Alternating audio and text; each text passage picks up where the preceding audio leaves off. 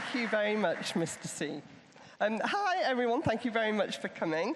So, as Mr. C said, I'm Caroline, Caroline Bottomley. I run something called Shiny, which is an initiative to get more new and underrepresented directors into advertising production. We work with brands, we work with production companies, we work with ad agencies. If you're a new director and you want to know anything about getting into the ad industry, I'm here both days. Anyway, I have to tell you that my pronouns are she, her. I'm a white woman, I'm 63, I'm wearing green and black. I've been asked to share something that you don't know about me and a lived experience. So I was kicked out of our school choir when I was 11 because I was very, very bad singer from the off. But I love singing, and since I decided to get back into singing, I've sung at the Albert Hall 9 times. Ooh. And And a thought or belief I have is that you can do anything you want to do. You won't necessarily be the best at it, but you can definitely enjoy yourself. Stephanie and Jemel are going to say the same personal sort of things in a moment. Sure. But to get us started, just to set this up, this is what we're going to talk about. We're doing a case study of work that Jemel did for Stephanie, for Stephanie's brand.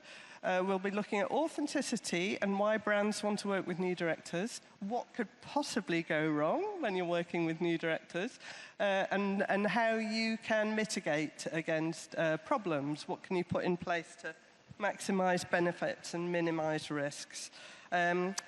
All very relevant because there's a lot of new directors getting work at the moment. It's a difficult area because it always is, but it's relatively healthy. If you're a new director and you can get a bit of traction, I think it's easier for new directors to get work probably than more established directors.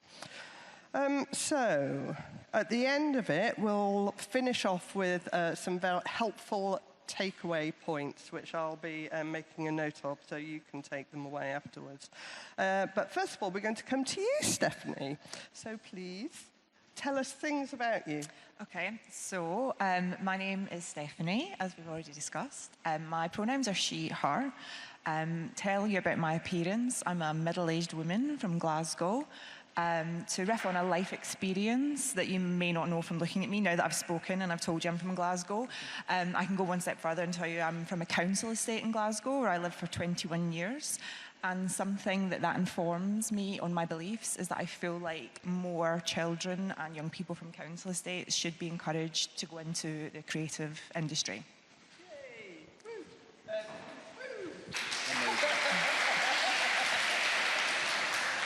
Can you tell us about Skin and Me, please? I can.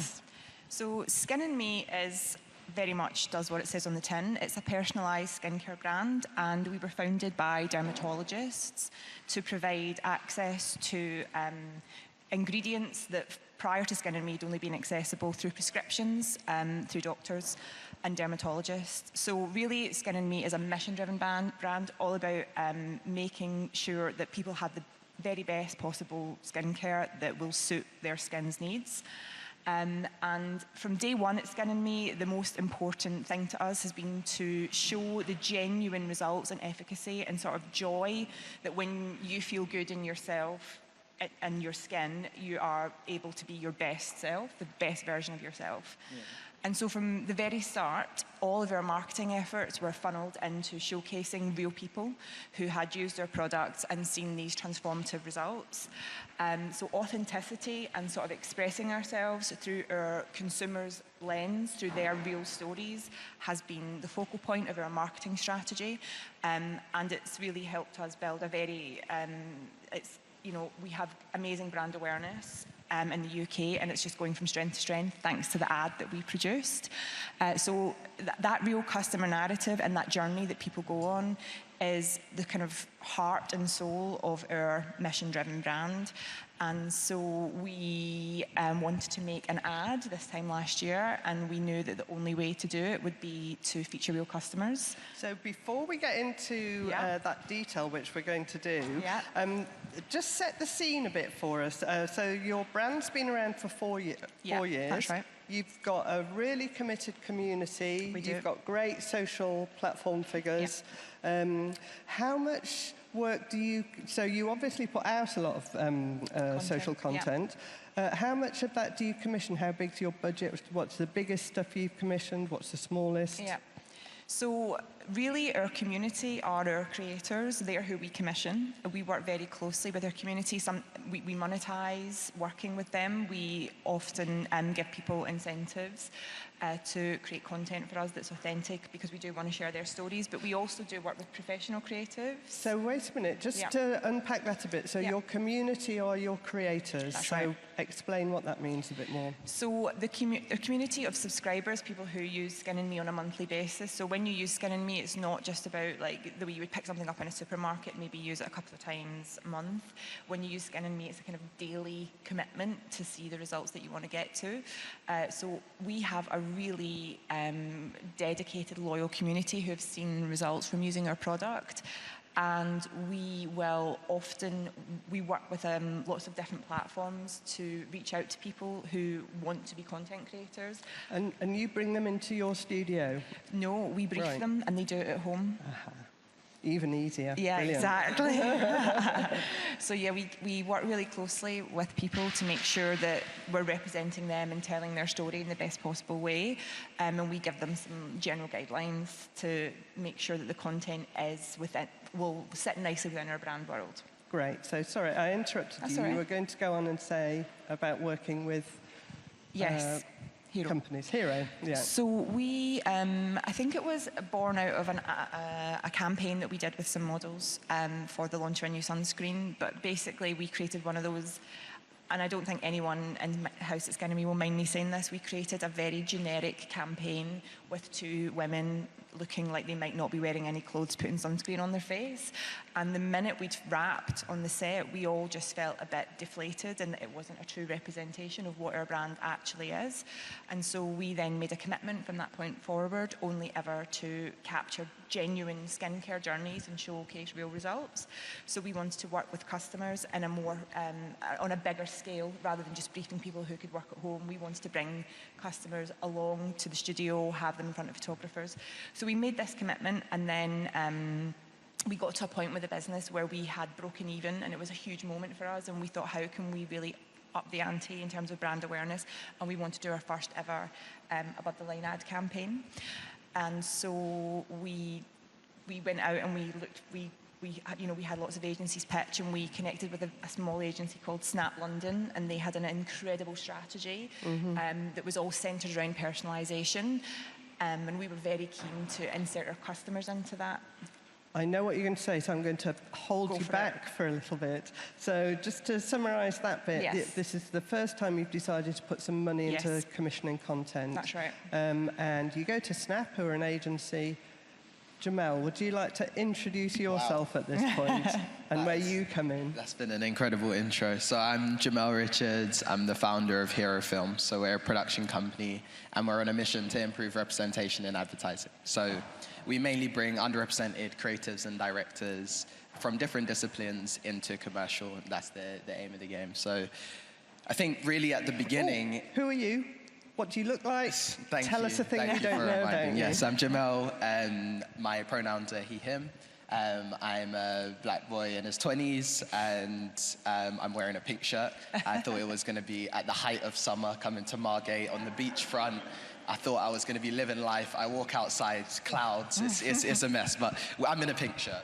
And one thing you wouldn't know about me, so I was born and raised in Hackney until I was 9 with my mum, and then I moved to Spain with my dad. So I've had a life of two halves almost. Thank you. So back to the exciting story of Hero getting to make this work. I think one thing we wanted to go into is how this brief came along. But for me, this was like a really big milestone moment in that it was our first TVC. And so it might have been your first TVC. So it was your first TVC. Time going. So TVC, TV commercial, it's what we aim to do. We came from a more music-based background where we did music videos and content for artists and whatnot. And we got an opportunity to work on commercial. And we saw that actually the network that we had built up, bringing it into commercial, there was really good feedback from the clients. And so it kind of, we really wanted to take that up a level and do more commercials, bigger projects, and work with more people, make a bigger impact. So I think the story really starts, this is the first big milestone for us. And so it starts at when we repositioned from a music production company to a more commercial-focused production company. And one of the key tools for us was actually Shiny Network, which Caroline runs. So we went on there. They obviously have an amazing network of new directors. And so we came out with a roster of 6, 7 directors, not all from the Shiny Network, but from around. And we really wanted it to just encompass our brand, which was you may not be an expert in commercial, but you are a director, you are a good director, you have good perspectives to contribute, and so yeah, I think that's where it really started, and that's where we found Juliana. Juliana is the director behind the Skin and Me TV commercial. She is a German-based director, comes from a journalistic background, so I think speaking on kind of why we thought this was a good fit for the brief was that we were working with real people. She comes from a background of having to get the best performance out of real people. But also she has some amazing, incredible work. And there's that side. There's the side that I think we thought we were a good fit because we looked at Skin and Me. And we like to work with brands that are good for the people and the planet.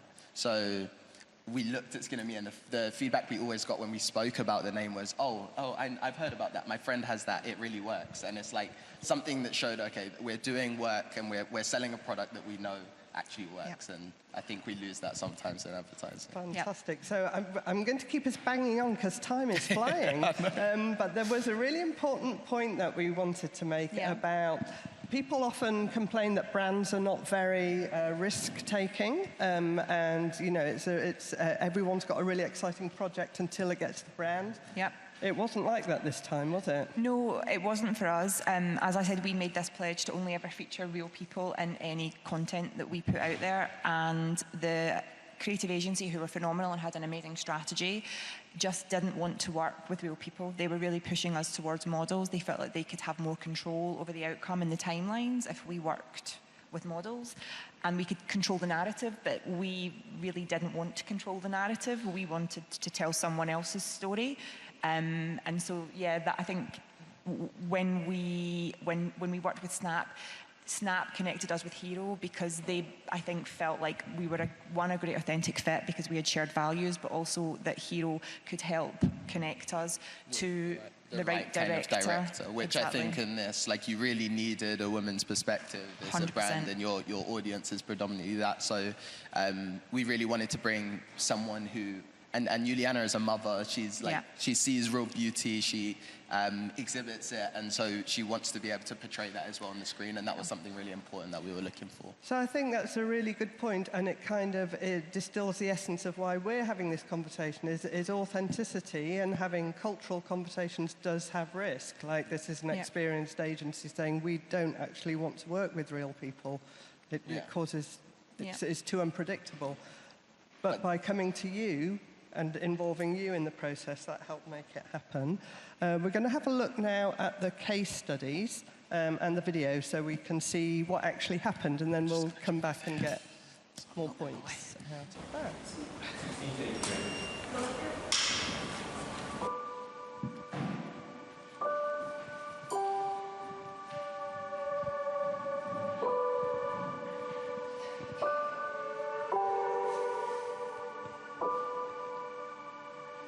When I was receiving the script from Snap, my first impression was they said the people first and then at the second place the product. We all have a duty to bring social purpose to the products and the services that we all sell. Juliane is just one of the greatest directors that we know at getting the most out of real life people, and from a journalistic background you obviously get that specialism.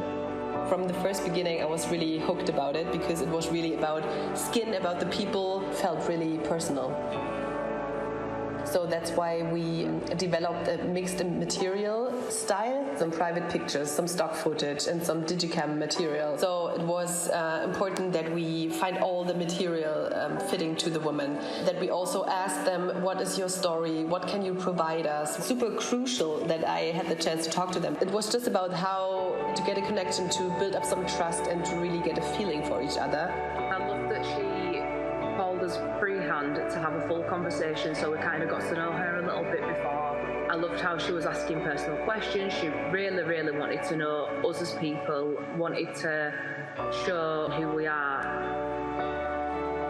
We're doing something that on top it seems to be just a simple skin product commercial, but at the end the creatives came out with a nice story that will bring back the memories, the feelings that are behind what your skin tells.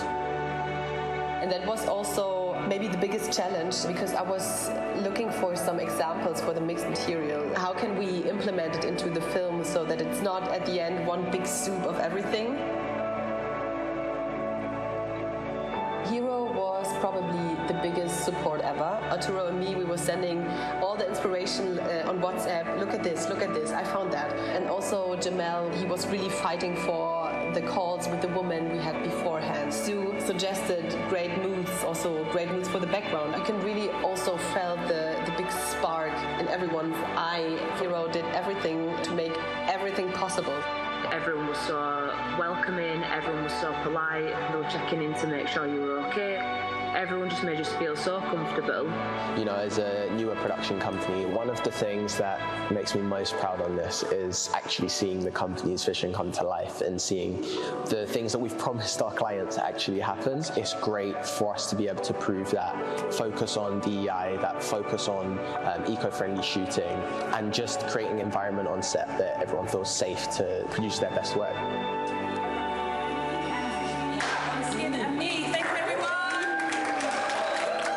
It's really important that there are people and production companies and brands and clients and whatever who give chances to underrepresented people to show what they can do. And I think we showed that we can do something really good and special. That's also like a bold and brave move to do this, and it's important to do this step. It's actually going to play the finals now, so you'll see the final results. We just played that case study.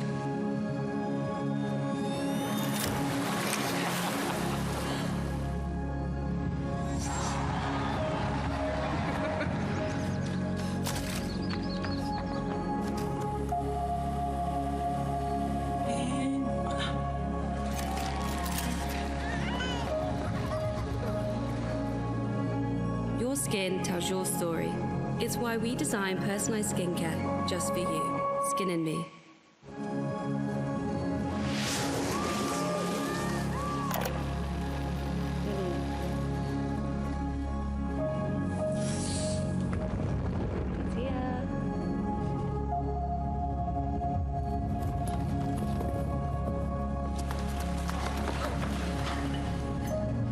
Skin's looking good. Your skin tells your story. It's why we design personalized skincare just for you. Skin and Me.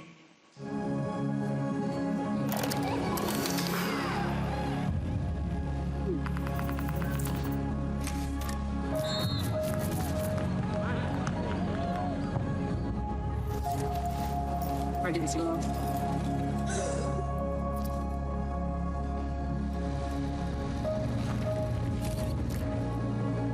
Your skin tells your story. It's why we design personalized skincare just for you. Skin and Me. Yay, fantastic. Really brilliant. So you were really happy with that? I mean, yeah, absolutely thrilled. So we've got to already get into the specifics of what kind of things were risky and how did you manage it? Yeah. And I think also one key point when we were talking about this was how can new directors stand out from the crowd a bit, and how can you make yourself attractive for production companies and brands as well. I think for us that started before the project was even a thing, and in the sales phase of going to the agency multiple times and building a relationship and showing the different directors we had, but also how we showed those directors. So something key that we did was we produced these mini docs for all of our directors called director bios, and they basically give you an insight into the person beyond just the work that you see. You see, what defines their style or their type of work and what they care about. And I think that really helped convince the creative at the agency to take the chance on us and work with Juliana. So I think that's probably to that thing we wanted to talk about. But the specifics of the project and the risks throughout, how do we mitigate them? I think right at the beginning, the first thing is, can I trust the director? And so that kind of content. Also, we have a conversation at the beginning with the director to ask them why do they actually want to work on this brief, and then we sent over a video to you about just Juliana explaining why she wants to tackle the brief. So. And I think the biggest risk for us was just, Snap called it when they said, working with real people can be a challenge. You never know how the performance is going to be. And obviously, you want to get an authentic story, but there's an element of performance, and these are real people. Yeah. And so the way that you guys and Juliana mitigated that risk was to build rapport, to have constant communication with the customers, to make sure that they felt comfortable, coming to the set before they even set foot there on the day. Yeah. And funny enough, I feel like that rapport is still building. We're still in communication with 100%. The customers. We see them on our Instagram. We're always interacting, and it's we did build a really nice relationship during that. So, no, I think that is a key way to mitigate the risk of working with real people, for sure. So just to say back what you've said, that is about having a lot of communication. Yeah. And also, presumably you've got to temper that with not being pestiferous and sort of wanting to take up people's time. But when you do have the opportunity, you're sharing and you're getting a few insights into personalities as well. I think that the fact that the stories were so personal, these women actually wanted to tell these stories. And I think also the fact that Juliana was a woman and she was able to tell their story through a woman's eyes and make sure that they were well represented. And what the VT that we ended up with was so intimate, it felt like a really special moment for them. So I don't think there was ever any worry that anyone was pestering anyone. It always felt like there was a genuine connection there between Juliana and the customers and all of us, actually. 100%. I think we had 2 interviews before the shoot with each of the customers, but one of the key things that I noticed, watching it back, is always the titles that come up, and we're trying to give a sense of what their skin has been through. Yeah. And one of the key focuses of those interviews was trying to get real moments, real human nuggets, exactly, that we could then take we could aim our footage at capturing those specific things. So obviously you've done a really good job of listening to the brand and really getting the whole point about real people and real stories.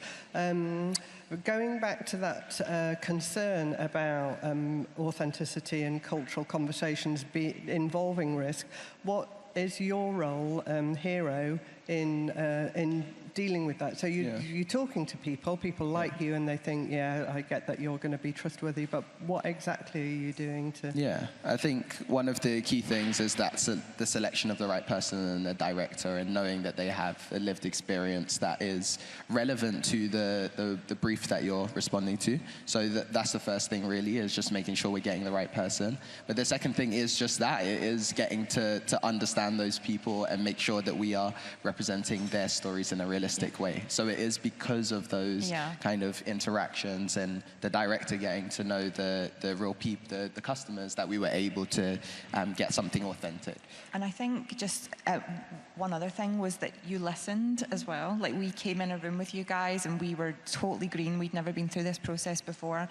And we told you what we wanted and you listened, and nothing was off limits, and you found a way to make those things happen for us because you really understood what we wanted, because you spent that time with us and you gave us the airtime to have your vision. For sure. That is one of the values that we're always preaching to our team and trying to uphold is, like, when we listen to a client, we're trying to genuinely understand what their problems are and whatnot. It's not just guiding them in a way that we think is right. Exactly. It's saying, okay, what is it from your brand? Why have we got here? And just building a real understanding of what it is that we're creating about is really important, I think.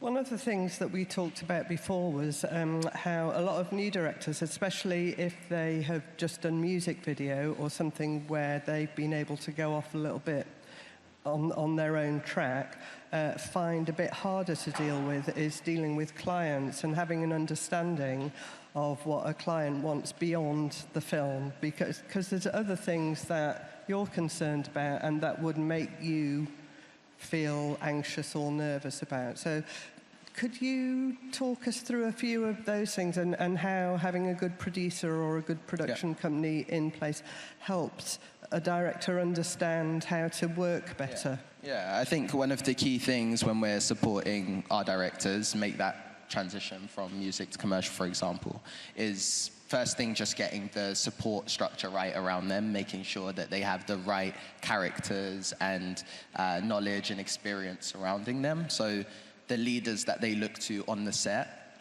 making sure that they're the right people, basically. So that's the first thing that we do.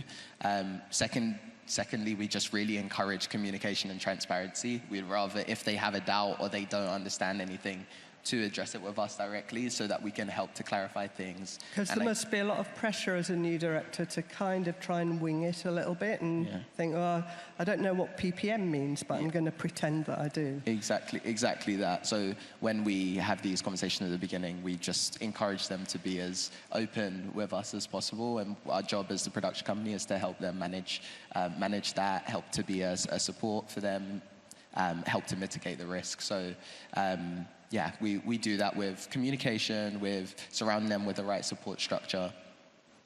But also it's like when you're looking at the right character to get on, you want to look at things like, do they have that spark and interest in the idea? Do they have a lived experience, any experience with that, of the topic and the subject matter they're talking about? And then, of course, you want to look at kind of the work and what they've done. Because even if you don't get commissioned work to do, I think one of the key things I always hear coming up is just you have to find a way to keep working. And that's how the craft develops, is to just keep going out there, keep getting involved in projects, even if they're not always coming from a commercial place. Stephanie, you were saying that because a lot of the people who are creating work for you are customers and not even necessarily directors, one of your big concerns is that you can get work at people who are making content for you are helped but not talked down to or feeling in any way inadequate. So tell us some more about that. Yeah, no, absolutely. I think we sort of fiercely protect our community because, you know, we get so much from them that we want it to feel reciprocal. We want it to feel like a two-way relationship rather than we just take things from them. And so particularly like day to day when we work with people who we feature on social, we want to protect their sort of experience and reputation. But definitely on the set, it was a real big concern of ours that people wouldn't feel comfortable. They might be treated as commodities. A new director maybe wouldn't have, without Juliana's experience, maybe wouldn't have understood that these are real people with real emotions and this is a big day for them. And so that was a big risk for us. And we felt also that, you know, the last thing we wanted was for them to feel undermined, for their experiences not to be heard. And so Hero really... Yeah, for sure. Because I think that creating an inclusive environment on set, that's really how and why we repositioned in the first place. We always heard that when you look around in advertising, it isn't always the most diverse place. And so when you are, in a room of people that don't look like you and you're just an everyday person jumping in front of the camera, how can you give your best? You want to walk into a place where you look around, you see people that look like you see an environment where people are working, they're respectful, they're friendly, but they're able to challenge things directly and able to help you through it. So that inclusive environment, I think, is a really crucial bit of what we do. I think that's really getting to the nub of this thing about authenticity and why inclusivity is important, because it goes beyond just engaging people who have got a different skin colour or sexuality or whatever. It's about a culture, isn't it, that you are creating? Okay. Definitely. Are there any more things that you'd like to say before we go over to questions? No, I'd actually love to kind of hear about other people, and if you could introduce yourself as well in the way that we introduce yourself. I would just love to hear from the crowd, and if you have any questions, and we'll bounce any questions back as well. Mr. C, do you want my...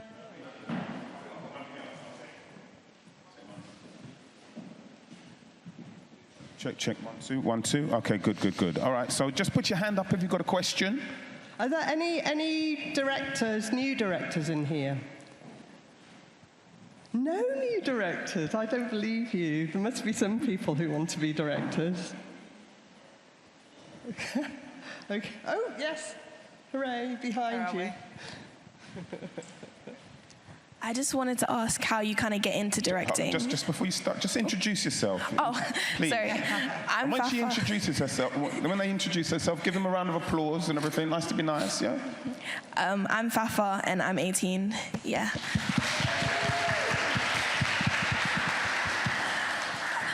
I kind of just wanted to ask how you get into the directing world and all those kind of things, because I personally kind of want to get into acting, but directing has also really intrigued me in like the past few months. So yeah.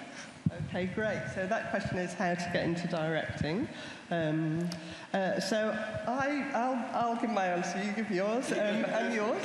You're the expert. Well, getting new directors into advertising. The main thing: make stuff. Make stuff on your phone.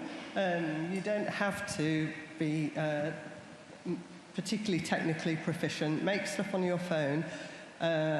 Practice doing stuff, so you're practicing framing, you're noticing when you need lighting, you're noticing when you need sound, and don't underestimate the importance of those two things. And practice telling stories really, really concisely, and see if you can make some stories that last for 10 seconds or 15 seconds, but that have still told a story. So it's a really nice little creative exercise to give yourself, and a 10-second or 15-second film, nice and short, so you won't get bored. And maybe start doing that exercise for brands that you like, and maybe start doing it for smaller brands that you like. So one, you're practicing and learning through experience, and two, you're beginning, if you're making nice stuff, you also begin to make a little reel that you could get in touch with. You probably would need a smaller brand than Skin & Me, but you could go to, I don't know, a T-shirt company, somebody who's smaller, and say, I make this stuff, I love your brand, I'd really like to make something for you, and you might get some money out of them. So just keep making stuff is my advice. Keep making stuff, for sure. Networking, like anything you want to do, put yourself in more spaces like this.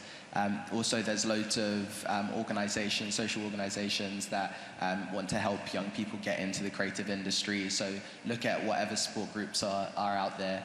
But as a director, I think two of the very key things we look at is like the visionary leadership. Essentially, as a director on set, you have the idea and you are in charge of executing it. You have a producer that helps you do that, but you want to know that you have the vision in your head and you're going to be able to communicate that to all the different leaders that are around you. So to do that, you really need to build like a base technical understanding, and that's where the keep working comes in. You want to know all of the basics about story and being able to tell stories, but also technically how you do that, how camera movement and lenses and art department can change the world that you're building. So I think I'd say that keep networking and try and build some of those key skills that a director will need and understand what it is that a director does. Cool. Thank you. No. One more thing that I'd say that I forgot. Got time for one more. If you do make good stuff, send it into Shiny, because you might win loads of brilliant things. And also, get a tribe around you, find other filmmakers, so go to local meetups and things like that. Really important to have a tribe of people that you're competing against, that you're a bit pissed off because they've just got a job that because it just helps move you on and also gives you somewhere to go, oh God, I don't think I can do this anymore. But also when you build that tribe, you're going to be competing against directors, but you're also going to be working with other directors and learning from them, and you're going to come across many other opportunities where it might be either you're a runner on something, or you might be asked to be the first AD or an art director, I don't know. But the fact is that you're going to be around other filmmakers, you're going to pick up things from people that have also worked in the industry. Are there any brands in here? Oh, sorry.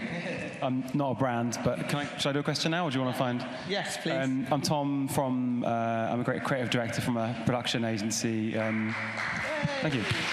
That's nice to get a clap for. It's a question for Jemel. Jemel, I'd love to hear a little bit more about your journey from, I guess, moving from the music video world into commercial world. Did you start as a director yourself, or then decided, actually, I'm going to leave it to other directors? And tell us about your journey. You say Tom. Tom, is lovely to meet you, Tom. I started way before we even transitioned. I started as a freelance videographer, and that's where I got all of kind of that base technical understanding I was talking about. But kind of, I think it was a lot of networking. So, sorry, my mind's actually gone very blank. Music videos to commercials. Music videos to commercials. Essentially, I started as a producer. The question was I a director? I didn't come from a director's background, but I worked very closely with a director. I think as a videographer, you pick up some of those technical skills as well. But mainly, I came as a producer. I started doing some producing for other production companies and built a base understanding. And then going into commercials, we needed to see where the demand was how the industry was moving, and we could see that agencies or who we need to go to. We need to build a director's roster. That was the kind of strategy to get into commercial. But then beyond that, we saw that the industry was shifting, and that there were many more opportunities that brands actually wanted to be able to access directors, or an agency would build a production team within. So my journey's been a bit of a it's been a journey. It has been, but it's been from a producer's perspective, speaking with directors, really getting inspired by them, and learning more and more every day, and networking, building more connections, and going on to more opportunities like this, and just getting involved in more networks. Is there a quickie for Skin and Me, Steph?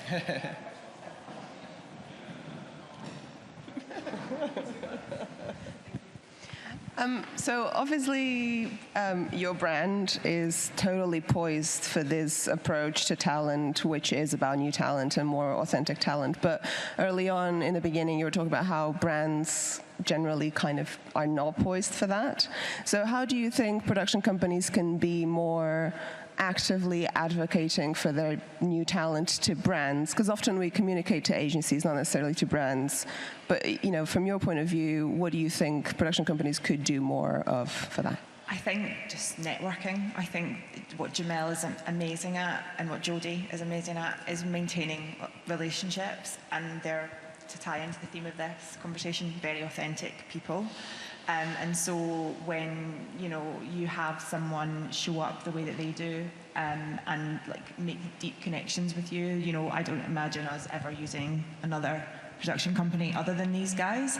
So I feel like that's really it. It's like getting in the spaces, making sure that people know who you are, and then these guys also are real champions of, you know, like the human narrative, and making sure that the lens that they tell that story through is diverse and inclusive.